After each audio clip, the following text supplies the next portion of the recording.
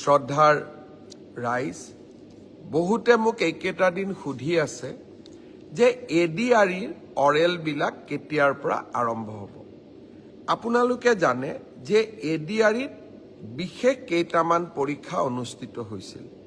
প্ৰথম আছিলে grade 3 driver, steno আৰু ইলেক্ট্ৰিচিয়ান অৰ্থাৎ এপিডিচিএলৰ কাৰণে।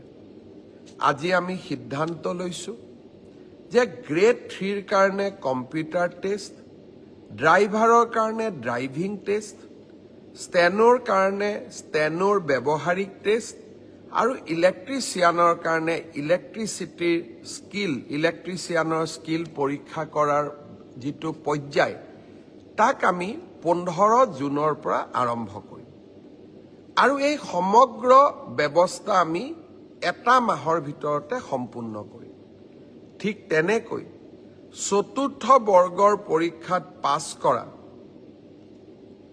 প্ৰাৰ্থীসকলৰো অৰেল আমি 15 জুনৰ পৰা আৰম্ভ কৰিম আৰু এমাহৰ ভিতৰত ইয়াক আমি সম্পূৰ্ণ কৰিম। অলপ আজি বা কালি বা পৰহি ৰাজ্য চৰকাৰে আপোনালোকক আনুষ্ঠানিকভাৱে দিন আৰু বাৰ আপোনালোকক জনাব।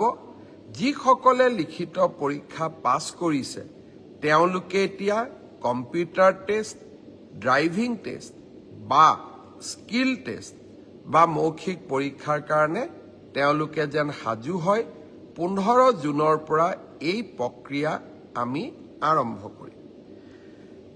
মোক আৰু এটা প্ৰশ্ন বহুতে সুধি আছে যে পিজিটি আৰু গ্ৰেজুৱেট টিচাৰৰ পৰীক্ষাৰ ৰিজাল্ট কেতিয়া দিব।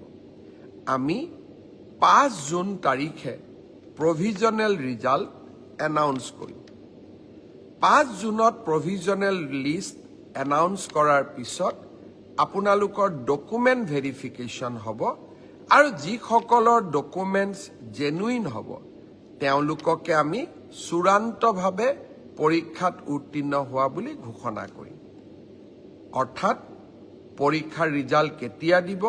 উত্তৰ 5 জুন তাৰিখে দিব।